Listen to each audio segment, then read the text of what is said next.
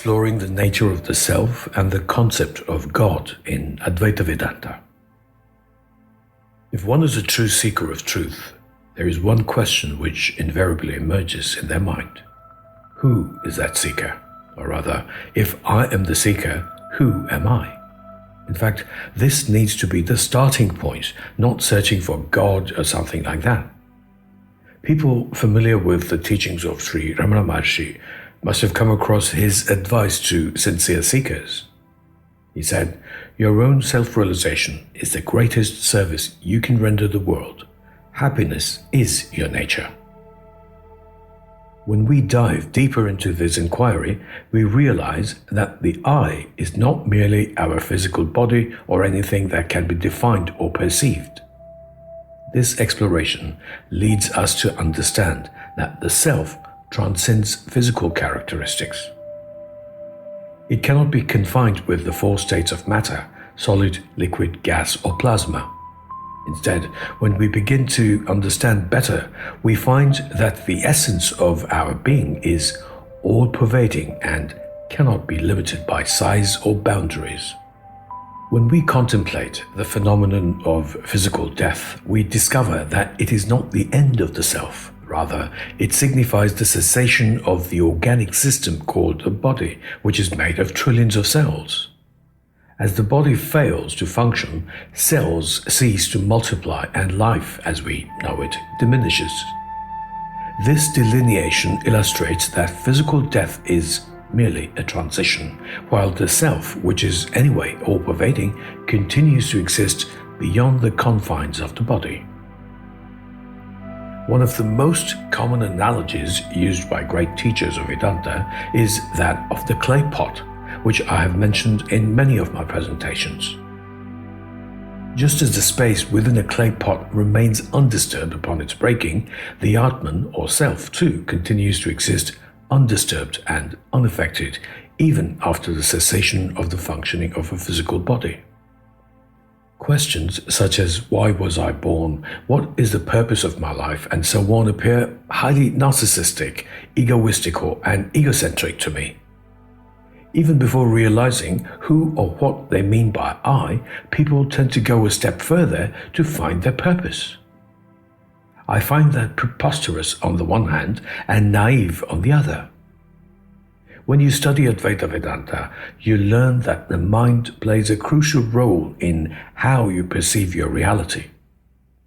It also creates a pseudo-self or an assumed I. People create a version of themselves in their mind which they want to be. Your perception is based on your gunas, which are formed by genetic traits, upbringing, education, and experiences. A simple way to differentiate between yourself and everything else is to realize that anything that you would not refer to as yourself is not you. For example, you say it is your body, face, mind, senses, feelings, and thoughts, which simply means that they are not you. We'll get to this a bit later in this presentation. Many people mistake their self to be their thoughts, feelings, and bodily sensations. It needs to be understood that the mind is merely a tool through which we express our essence. It is not a separate organ, but as mentioned earlier, is rather a certain pattern of thoughts based on factors such as genetic traits. This explains why one can change their mind, because it's a pattern of the flow of thoughts, perceptions, and reactions. Understanding this leads to an important conclusion. While the physical body may travel through space, the self, or the awareness of I-ness, can experience realms beyond physical limitations. Our consciousness can traverse distances in an instant unbound by the physical world. In my book, The Ever-Relevant Gita, a present-day rendering, I explain that the body is an independent biological system that operates when all its components function harmoniously. The self, which is all-pervading, manifests through various instruments or mediums known as upadhis in Sanskrit. For example, just as fire exists in a hidden state, Until a combustible substance is ignited in suitable conditions, the self too requires appropriate conditions to manifest in a tangible form. However, a significant aspect of exploration involves the notion of God. Many people perceive God as a creator residing somewhere in space. This leads to a paradox. If God exists, he cannot be greater than the space he exists in, can he? It then raises the question, what or where is that somewhere where God is supposed to exist? Some religions say God exists outside space and time. Neil deGrasse Tyson, an American astrophysicist, author, and science communicator, once quipped, "Isn't that the definition of something that does not exist?" Well, it becomes evident that our understanding of God must evolve beyond the physical entity to encompass a broader existence. In Vedanta, we differentiate between two types of space: Chidakasha, mental space, and Mahakasha, physical space. Being aware of space is consciousness itself. Advaita Vedanta fundamentally revolves around the concepts of existence and consciousness, with everything else stemming from these principles. Whatever one perceives exists in existence or space in which everything exists. The act of perception involves visualizing the object in the mind, which is the mental space. It can be deduced that even thinking of the entire universe occurs in the mind, and therefore one can comfortably say that the perception of any object, however big or small, or even the whole of existence, happens in the sky of the mind, or Chidakasha. This also includes perceiving Ishvara, or a deity, in the mind. If you can perceive something, it naturally becomes an object, while you remain the subject. Remember, anything you visualize or perceive as an object cannot possess the three main features of Brahman, which are Sarvata, all-encompassing, Sarvada, eternal, and Sarvatra, or all-pervading. It is because if you can perceive something, it is not you, hence not all-pervading, hence not Brahman, and hence not Krishna. An essential issue that critical thinkers need to analyze and understand is the act of prayer, which has its roots in duality. Many pray for specific outcomes, expecting a divine entity to intervene in their lives. This raises a question about the nature of belief. Do they truly believe that a higher power will alter the course of existence based on individual desires? Such an expectation may inadvertently perpetuate a sense of dependency rather than encourage personal agency and responsibility. Teaching children to believe in an imaginary being can limit their cognitive growth, fostering a mindset that diminishes their innate capacity for critical thinking and self-determination.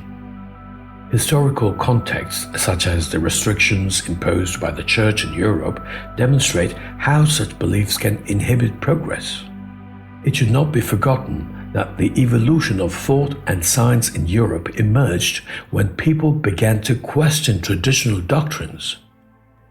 As a lone ranger who does not belong to any group, sect, or even religion, I aim to encourage seekers to engage with the Srimad Bhagavad Gita and explore the Upanishads in this philosophical discourse. My vision is not to impose beliefs, but to guide individuals towards clarity and understanding, which is the prime purpose of the supreme scripture, the Srimad Bhagavad Gita. While some who have contacted me and followed my suggestions have experienced transformative changes through this approach, many remain reluctant to embark on this journey of self-discovery. The reasons could be fear due to previous indoctrination, a lack of desire to seek truth, or simply laziness, as believing something or merely attending speeches by religious teachers is easier than taxing one's mind with study and research. To revitalize interest in these teachings, I propose that seekers first immerse themselves in the Srimad Bhagavad Gita. I offer my easy-to-understand books, audiobooks, and videos on the subject, which also include some important Upanishads. This foundation will empower them to engage meaningfully in discussions and reflections. Ultimately, a true seeker's goal is to transcend the limitations imposed by traditional beliefs and inspire a direct understanding of the self. By encouraging people to explore these concepts, I aim to foster a new direction for personal growth and collective enlightenment. Getting back to what I spoke about earlier regarding the simple way to differentiate oneself from all that you will not call yourself, I would say that the first step is to recognize that the body is not the true self, but rather a temporary vessel or vehicle. By seeing the body as mama or mine, individuals can start to detach from the identification with their physical form. This understanding is crucial for moving towards the non-dual perspective of Vedanta. When someone begins to separate their identity from their body, mind, and possessions, it prompts them to explore the true nature of the self. In Vedanta, the I refers to the deeper consciousness or subjective awareness that transcends these physical and mental identifications.